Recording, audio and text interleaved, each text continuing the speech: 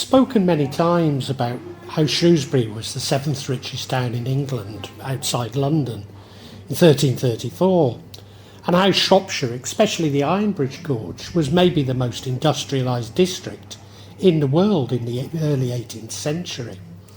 I've also explored how this happened in previous vlogs. But is there more to this story than we can tease out related to the complex relationship between old money and new money? Just maybe it's relevant to the UK economic situation today. It's tempting to look towards Shropshire's turbulent history bordering Wales. But following the Norman harrying of the north, I believe this to be something of a distraction. Although certainly for many years after the conquest, Shropshire was something of a garrison county, which, like garrisoned areas today, undoubtedly contribute to the local economy, but added a unique set of social problems. Following the harrying, Shropshire became divided between a royal hunting forest to the south of the river and depopulated and impoverished countryside to the north. Whilst this divide is still relevant today, we need to add that North Shropshire is really a part of the affluent Cheshire Plain, although the hundreds of Oswestry and Pimhill, stretching as far south as Baschurch, were really part of the Welsh-administered marshes and thus not directly under the crown, as indeed were small pockets of West Shropshire south of the river. South of the river, lacking large tracts of open land, the enclosures were met with little resistance, creating the conditions for more commercialised farming, especially sheep, and profitable estates. Shrewsbury and Shropshire developed as a very mixed economy, with a wide dispersal of authority. It's this dispersal which seems to be critical in understanding Shropshire's economic history, avoiding the excess of other counties. It's often said that Manchester is both the world's first industrial city and the first deindustrialised city. However true this may be, Shropshire as the cradle of the Industrial Revolution arguably provides an even more interesting case study when we consider its more complex social relationships.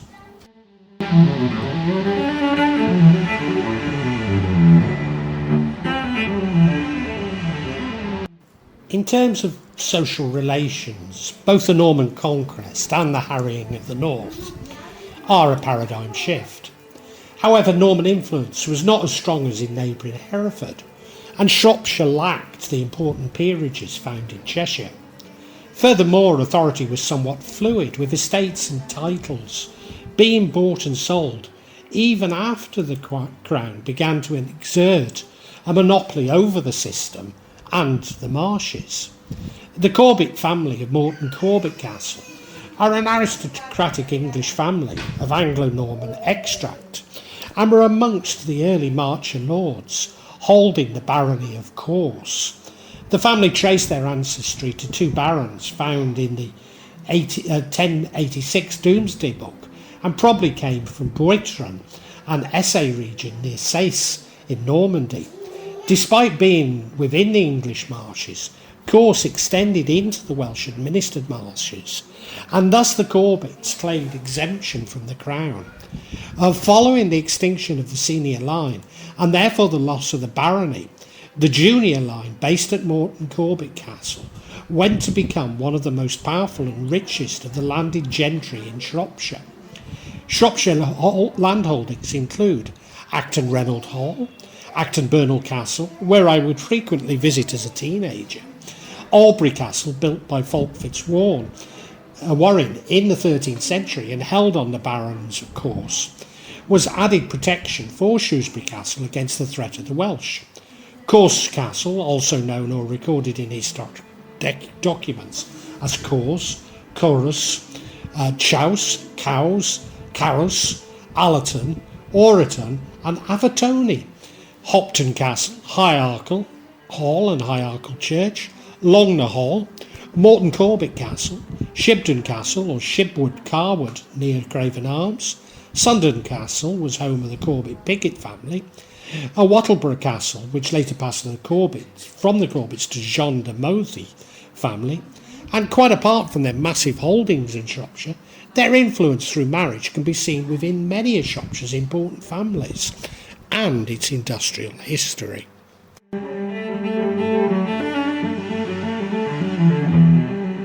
The current Earl of Shrewsbury's seat is at Onefield Hole, Staffordshire, and the non-Shropshire properties of Alton Towers, Alton Castle, Barlow, Woodseats Hall, Grafton Manor, Haythrop Hall and Inglestry Hall.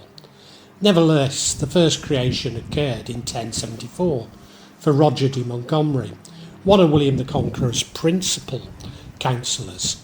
He was one of the Marcher Lords with the Earl of Hereford and the Earl of Chester, serving as a bulwark against the Welsh.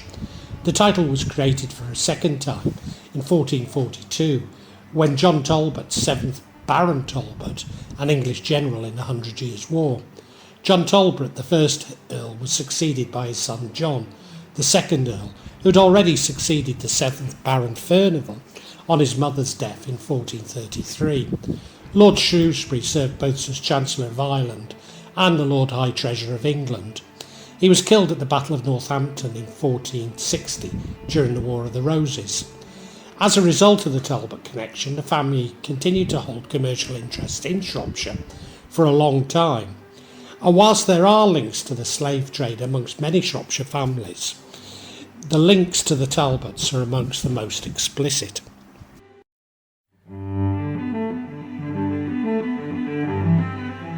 The Earl of Bradford of Weston Park, which is in the extreme east of the county, so extreme it's just in Staffordshire. The Earl of Bradford is a title that's been created twice.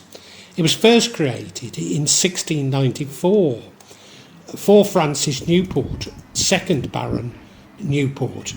However, all the Newport titles became extinct with the death of the 4th Earl in 1762. The Newport family were from High Arkle and related by marriage to the Corbets. They'd settled in Newport as goldsmiths or moneylenders, and had married into the de Arkle family, who bought Arkle from Sir Peter de Caverswall in the 1390s. There certainly were wool merchants in Shrewsbury called Newport, whom I suspect are related, but I cannot be certain to what degree they contributed towards the Bradfords' wealth.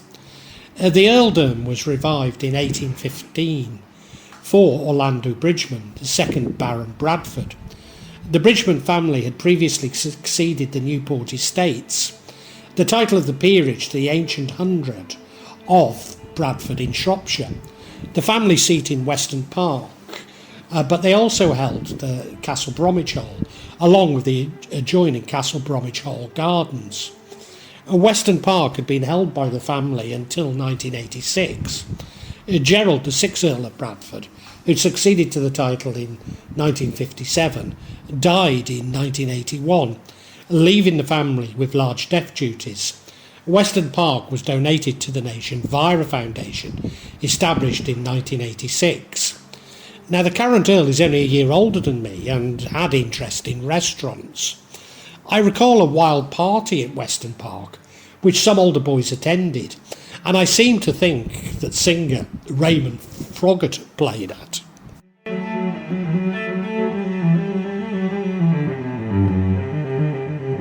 The Earl of Powys, spelt with an I rather than the normal Y of Powys, is a title that had been created 3 times. The first creation came in the Peerage of England in 1674, in favour of William Herbert, the 3rd Baron Powys, a descendant of William Herbert, the 1st Earl of Pembroke, circa 1501 to 1570. The title was created again in 1748 for Henry Arthur Herbert, the husband of Barbara, daughter of Lord Edward Herbert, a brother of William, 3rd Marquis of Powys.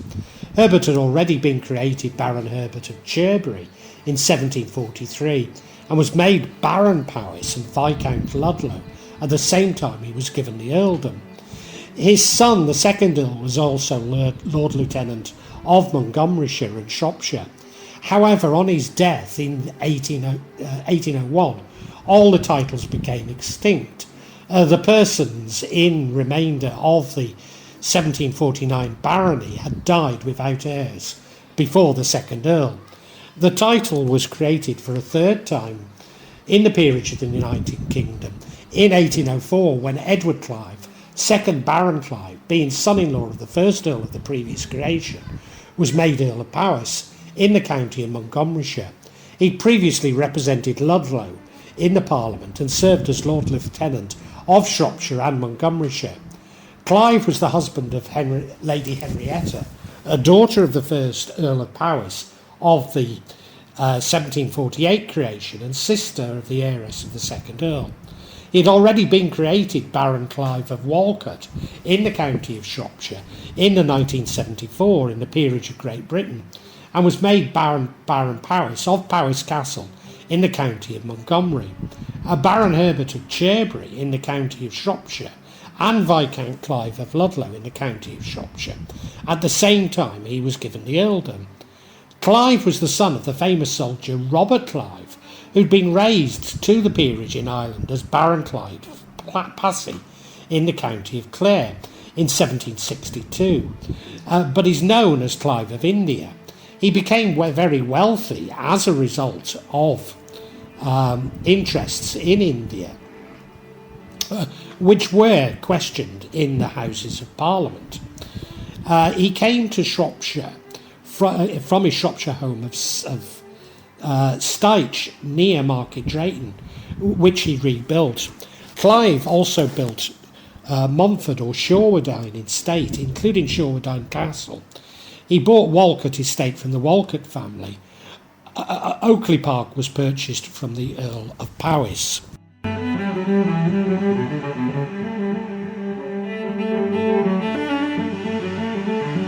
Like how the Earls of Shrewsbury and Bradford are no longer really associated with the county, there's a number of other aristocrats whom had some connection to the county.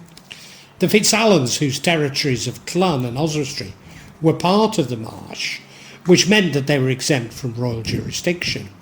The FitzAlans, later Howard, the Earls of Arundel, sold off their Shropshire properties, apart from the lordship of Oswestry, in the second half of the 16th century to satisfy debts. The Earl of Onslow was created in 1801 for George Onslow, 4th Baron Onslow. Despite Onslow being in Shropshire, the Onslow family descends from Arthur Onslow, who represents Bamber, Sussex, and Guildford in the House of Commons.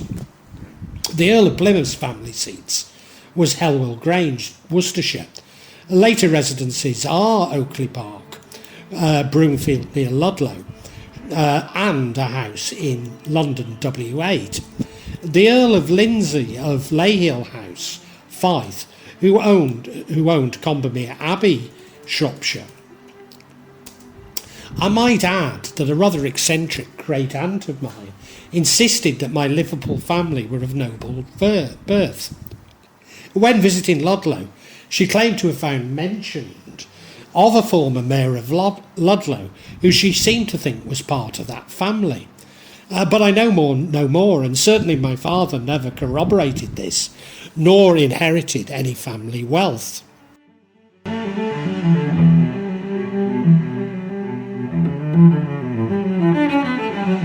The Earl of Bradford's wealth can be traced back to the wool trade is debatable, and many of Shropshire's gentry can trace their wealth to wool. Of course, Oswestry was the original centre of the woolen trade before Shrewsbury gained a monopoly, but many other towns had some involvement and fortunes to be made. Indeed, Shrewsbury and the other Shropshire towns were prosperous, with Shrewsbury paying more of the hated ship tax than Chester or Hereford, only slightly behind that of Gloucester. Perhaps the most important of these families with links to the wool trade are the Dukes of Sutherland of Mytton House in the Scottish borders and Dunrobin Castles, Sutherland, Trentham Hall, Staffordshire, Lancaster House, London. The Duke of Sutherland was created by William IV in 1833 for George Leveson-Gower, the second Marquis of Stafford. A series of marriages to heiresses by members of the Leveson-Gower family made the Dukes of Sutherland one of the richest landowning families in the United Kingdom. In fact, it was more than that. It was Europe. The title remained in the Leveson-Gower family until the death of the 5th Duke of Sutherland in 1963, when it passed to the 5th Earl of Ellesmere from the Egerton family. The Dukes are most remembered for their part in the Highland clearances. The Leveson's family's origins were actually, though, as wool merchants in South Staffordshire. They bought Lillishall Abbey, Wenlock and Wanbridge Priories in Shropshire. The family started the Lillishall conglomerate from Lillishall Abbey and were responsible for the development of Oaken Gates and what is now East Telford. The company's origins date back to 1764, when Earl Gower formed a company to construct the Donington Wood Canal on his estate, following the discovery of coal, iron and clay on the estate. In 1802, the Lillishall Company was founded by the Marquis of Stafford in partnership with 4 local capitalists, John Bishton the Elder and the Marquis's land agent, James Burge, John Onions and William Phillips, whom were already lessees of the Donington Wood Ironworks and Ironstone mines, and thus brought the parish's iron-making resources into direct combination with the former company's coal and limestone enterprises. In 1880 it became a public company. Lillishall Railway Company closed in 1959, and in 1961 they were described as structural and mechanical engineers, manufacturer of rolled steel products, glaze bricks, sanitary ware, Spectra glaze and concrete products, with 750 employees.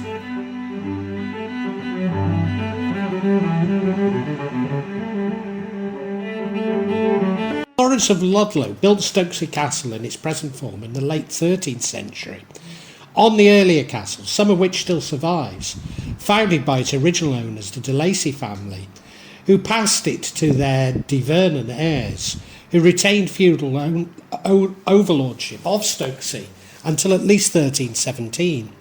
Lawrence of Ludlow was one of the leading wool merchants in Shrewsbury and a moneylender. He intended the castle to form a secure private house and generate income as a commercial estate. There are other families such as the Ottleys, the Myttons, the Mackworths, who had used the profits of the wool trade to buy extensive landholdings and erect large county houses. The Mackworths were minor gentry family who settled just to the south of Shrewsbury, but with other property in the county. Their name comes from Mackworth, a village in Derbyshire, where Mackworth Castle was at the time the home of the Mackworth baronets, although they later relocated to Rutland. Richard's great-great-grandfather, Thomas Mackworth, founded the Shropshire branch, acquiring Meal Brace just to the south of Shrewsbury, through marriage to a cousin of Lord Zouche. One of his younger sons, John Mackworth, made his way up through commerce and politics of Shrewsbury, before buying Betton at Betton Strange in 1544. Like so many ancestors of Shrewsbury drapers, Humphrey Mackworth became an important lawyer and politician who was rewarded for his support of the Parliament during the Civil War. Draper Thomas Lewis, Arthur Mackworth, John Proud the Younger, and Daniel Cheshire all purchased estates in New England. Indeed, Shropshire was one of the major contributors to the Dominion of New England, partly due to the nonconformity of its merchants and their subsequent demise for supporting Parliament during the Civil War. The Moore family were Shropshire gentry and may have had a title from Darby in Northamptonshire, but certainly made money from the wool trade. They lived at Larden Hall, and Samuel Moore placed his believed illegitimate children on the Mayflower. He then built Linley Hall and had many commercial interests, including in Georgia. Pitchford Hall was bought by Francis Ottley. The Ottleys were originally wool merchants. Maybe the most famous was Sir Francis Ottley, 1600 or 1601 to to the 11th of September 1649, an English royalist, politician and soldier who played an important part in the Civil War in Shropshire.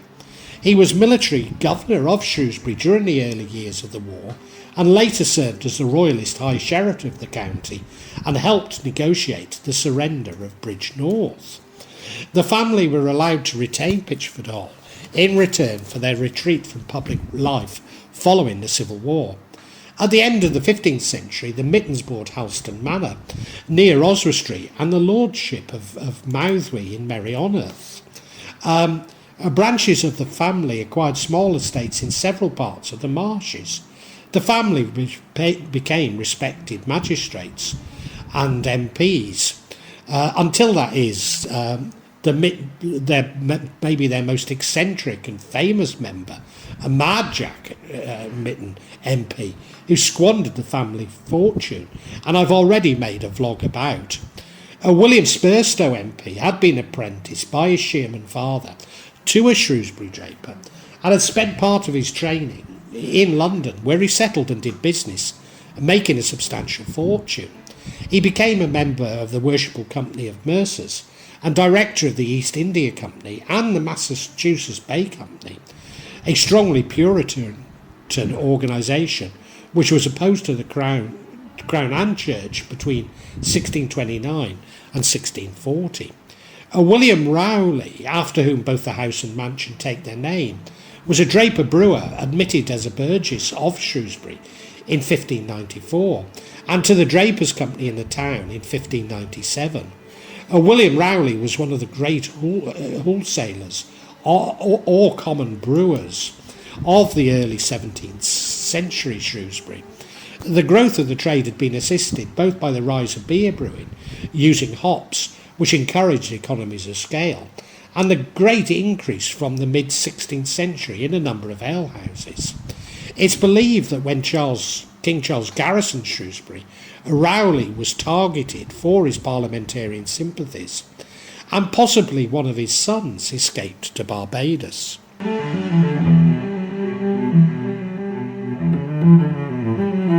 Looking at the investors and partners of the Lillishall Company also reveals the complex interrelationships between local commercial and landed interest.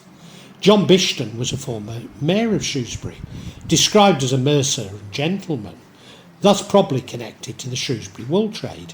He was partner with William Reynolds of the Madeley Wood Company and Thomas Iton, presumably of the Iton family of Iton Hall, in a bank at Wellington. He also exchanged shares with the Forest of Dean Ironworks, whom the Brooke family were also associated with.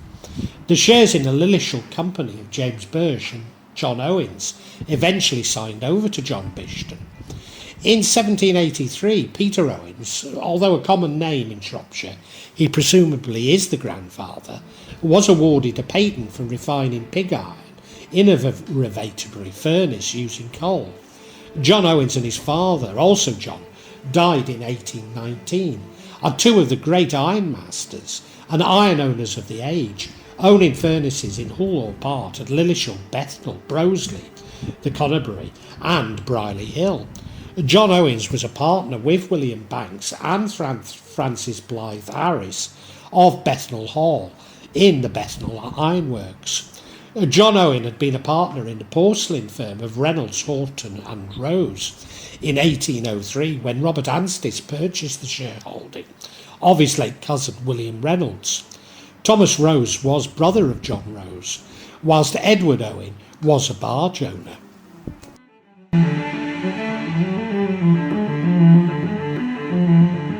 Egerton was ennobled as Baron Ellesmere and Viscount Brackley. He was the illegitimate son of a Cheshire knight who'd risen to become Lord Keeper under Elizabeth I and Lord Chancellor under James I. Having purchased the Talbot estates in North Shropshire, he later married Alice, widow of Fernando, the 5th Earl of Darby, and bought their lands in Ellesmere. By the 17th century, the Ellesmeres had become the biggest landowners in North Shropshire.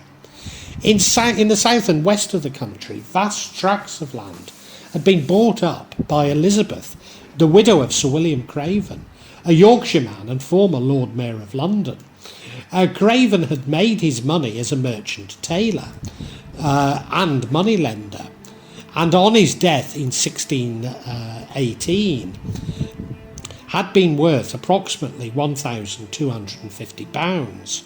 Elizabeth Craven was formerly of Whitmore of Appleby Park near Bridgnorth, and in 1622 she bought properties in Oswestry and Ryton, that had originally been part of the Earl of Arundel's lordship.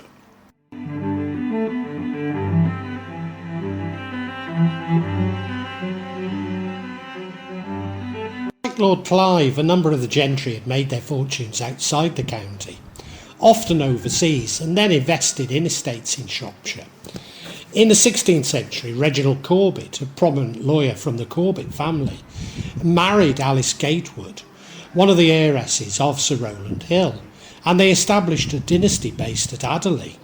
Sir Rowland Hill was born around 1492 at Hawkston, the great-grandson of Humphrey Hill of Buttingsdale. He became a wealthy merchant adventurer in London and may also have traded in wool. He lent money to Henry VIII and was deemed one of those who was contented to forbear to another day, so far as the king's debts were concerned, and had been a Lord Mayor of London in 1549. Locally, he was a JP and appointed to the Council of the Marshes in 1551. Working as an agent, William Coton, he purchased around 17 manors, mainly in the north of the county, between 1538 and 1559. Upon his death without issue, in 1561, he left the reversion of Crudgington and Kinnersley to his niece Mary Greatwood, who married Sir Richard Leveson. His other niece Alice and her husband Sir Reginald Corbet inherited the manors of Stoke-on-Tern in Market Drayton and Childs Arkle. His nephew James Barker was given the manors of Hormond and Walcott. Baron Berwick of Attingham Park was created in 1784 for Noel Hill, who had early represented Shrewsbury and Shropshire in Parliament.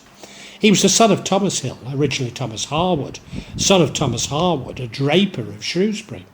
His paternal grandmother was Margaret, daughter of Rowland Hill, sister of Sir Richard Hill, and aunt of Sir Rowland Hill, first baronet and ancestor of the Viscount Hill. Hill's father had assumed the surname Hill in lieu of the patronymic on succeeding to the Hill estates through his mother.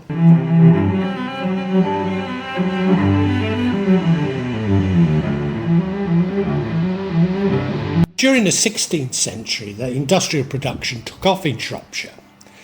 Often the investment came from landowners who, like the Earl of Sutherland, discovered mineral deposits, especially coal, iron and clay, often close to the surface on their estates. Charcoal furnaces were built in various parts of the county.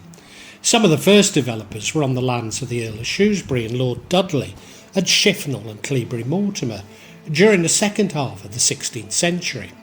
A blast furnace was built at Donnington Wood in Lilleshall in 1592, by Vincent Corbet, who had the rights to the wood and the ironstone there. Around 1610 an ironworks was started at Bringewood near Ludlow, which was well into production by 1637, when Francis Walker took out a 21-year lease. Sir Basil Brooke, 1576 to the 31st of December 1646, was an English metallurgist and Catholic. He inherited the manor of Madeley from his father. This contained iron and steelworks and coal mines. The coal mines had been worked in his father's time, coal being transported on the River Severn to cities and towns from Shrewsbury to Gloucester. By 1638, Sir Basil Brooke had erected his blast furnace on the Madeley estate, having surrendered his letters patent as clerk of the ironworks in the Forest of Dean the previous year. The Brooke estate was originally part of the estates of Wenlock Priory. It was rich in iron ore and coal, and there was evidence of some mining at Brookholes in 1322. A bloomery was established by the Priory in 1536. But after the dissolution, the estate was purchased by John Brooke, who employed colliers on his land from 1579 onwards. About 1615, he obtained an interest in patent for making steel by the cementation process. This led to building steel furnaces at Coalbrookdale, which certainly existed by the 1640s and perhaps from 1615. The patent contained a clause prohibiting the import of steel, but he was unable to meet demand and was required to surrender his patent.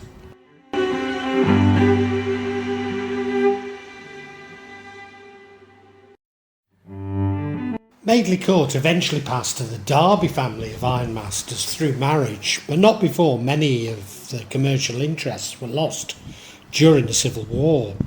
Abraham Darby I was son of John Darby, a yeoman farmer and locksmith by trade and wife of Anne Baylis. He was born at Wrensnest, now part of Dudley.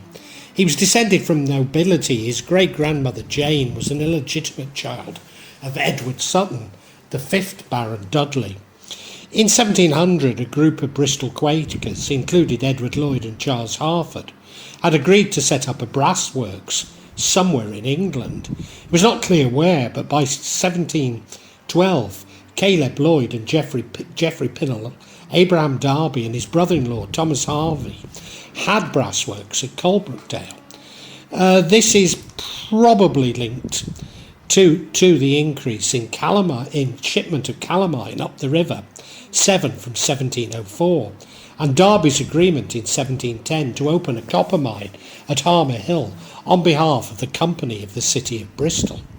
However, Darby was not a partner in establishing Turn Mill, near Turn Hall, now Attingham Park, in 1709, through his partners Thomas Harvey, Lloyd and Pinnell, though his partners Thomas Harvey, Lloyd and Pinnell were. At this point, Darby decided to leave the brass company and concentrate on his iron-founding pursuits. Darby's blast furnace was leased in September 1708 and set to work preparing to get into the blast. The furnace was used for the first time in 1710, and the blast appears to have been successful. Darby was probably helped by the fact that the Shropshire clod coal that he was using was fairly superior. At the age of 13, Abraham Darby III inherited his father's shares in the family's iron-making business in the Severn Valley, and in 1768, aged 18, he took over the management of the Coalbrookdale Ironworks. He built the largest cast-iron structure of his era, the first cast-iron bridge ever built, as a crossing over the Severn near Coalbrookdale, the bridge making it possible for the village of Ironbridge to grow up around it. Abraham Darby III also purchased Adcote, which was built by the Earls of Powys. Christie's family, makers of towels and hats, married into the Darbys. The Walshire Whitmore family from Dudmaston also married into the Darbys. Charles Babbage, the father of the computer who designed the mechanical difference machine in the early 19th century, was the brother-in-law of the Woolchurch Whitmore owner of Dudmaston at the time.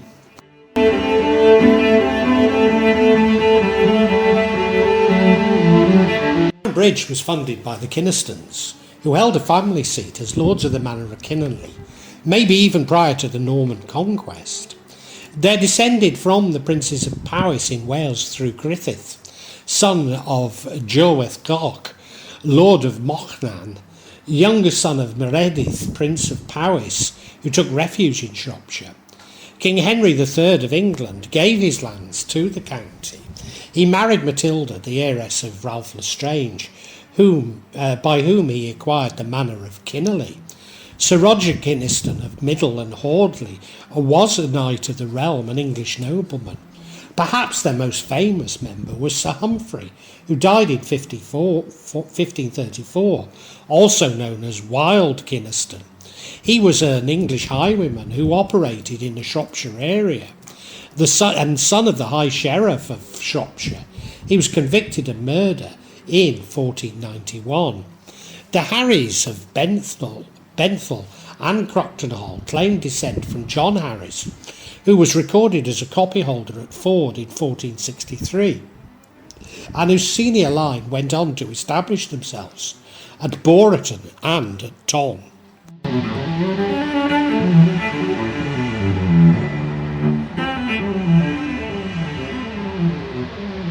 In 1757, 12 local industrialists, merchants and gentlemen decided to construct the Madeley Wood blast furnaces along the River Severn. These furnaces are better known as Bedloe furnaces, and the company who managed them became the Madeley Wood Company.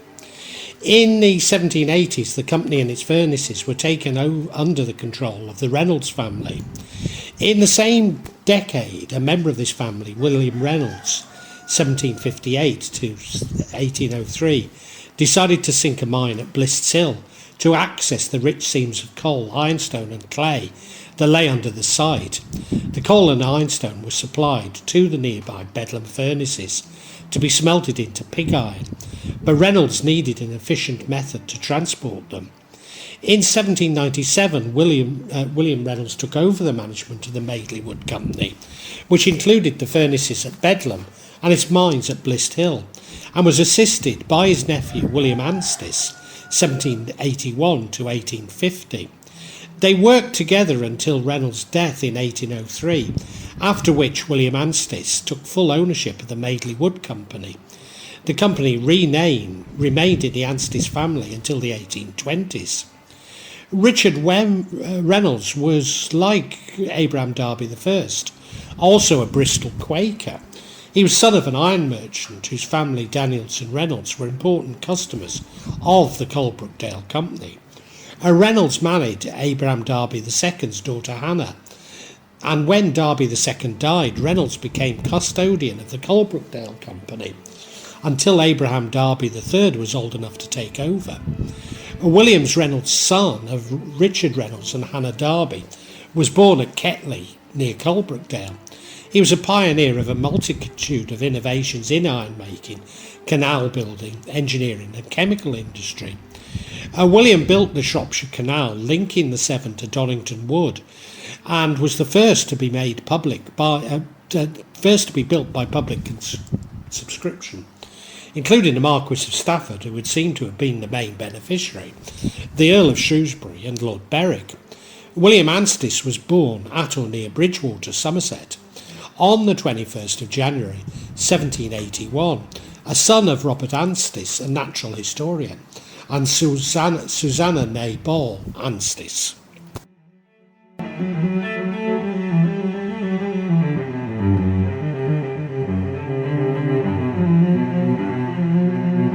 There were also coal workings on the former Wanbridge Priory lands, which were purchased by the Duke of Sutherland, who sold them on to Andrew Charlton of Ottley to work, as well as pockets of mining on the Earl of Arundel's lands in the northwest of the county at Coederalch. Andrew Charlton came from a family of minor landowners around Wellington, who went on to build Powys Castle. The Wanbridge mines were leased to James Foster, who partially owned the James Bradley & Co. Stourbridge Ironworks. The family bought Staunton Castle outside Stourbridge, and then went on to buy Apley Park near Bridge North. The Bethnals laid tracks to transport coal by wagon down the River Severn, but he was also a ruthless landlord and bad neighbour, causing disputes over land borders and rights of way. The Bethnal family can trace its lineage back to the Anglo-Saxon period on this site. The first record of a house at Bethnal dates back to 1250, when Philip de Bethnal recorded as granting to Buildwas Abbey the right to carry stone and coal over his land in Bethnal Edge.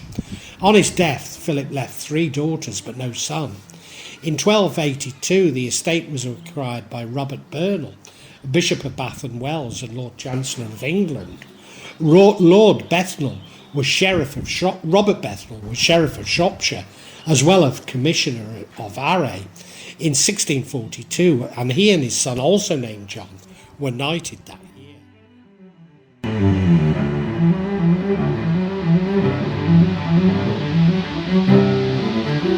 Blount family of Soddington Hall, Mamble, Worcestershire, were wealthy coal owners and iron founders, and acquired estates in neighbouring Shropshire.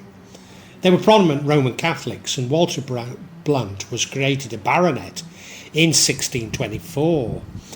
As royalist supporters, and therefore on the losing side of the English Civil War, they suffered financial difficulties in the 17th century, when in 1652 he was convicted of treason and his estates of Soddington Hall, Worcestershire, and at Morley Hall, Shropshire, were sequestrated, but their fortunes recovered following the English Restoration. Bernie Sillitoe, 1782 to 1855, was a wealthy iron merchant living in London. In 1820 he bought the 338-acre Shropshire property known as Pellwall for £5,005 from his father-in-law, partly relieving this father-in-law from bankruptcy. Sillitoe commissioned Sir John Soames to design the house, and to those of you who are unfamiliar with it, the Sir John Soames Museum is one of the most interesting collections, and indeed days out, I can think of in London.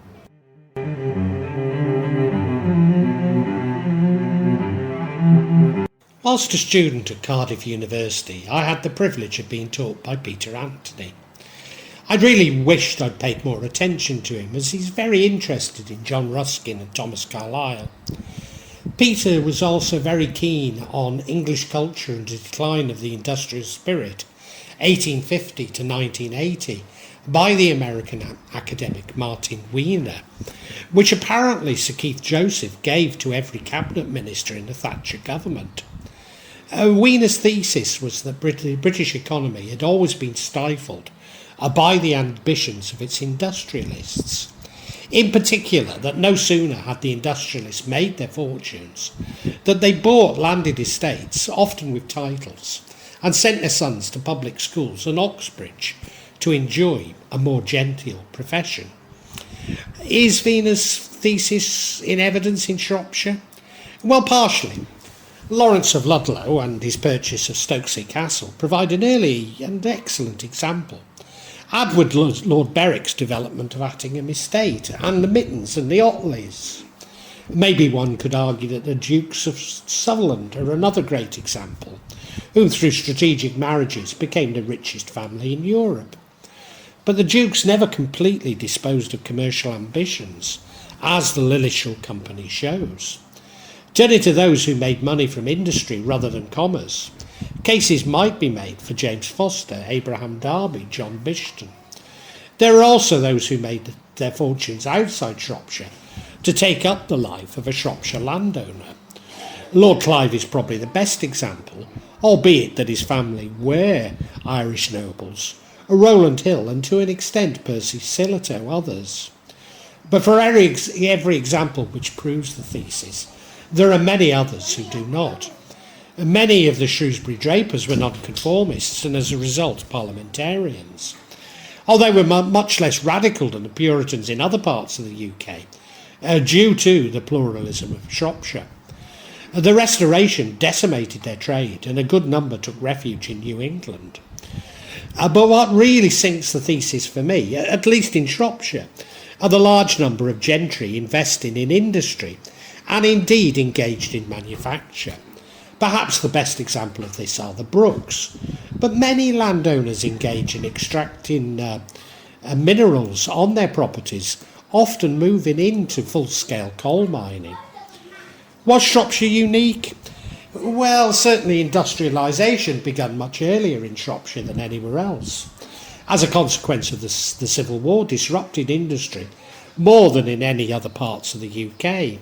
The Brookes, for example, lost their business as a result of the war. What was somewhat unique about Shropshire was that its early industrialisation and its plural, even liberal social relations and politics.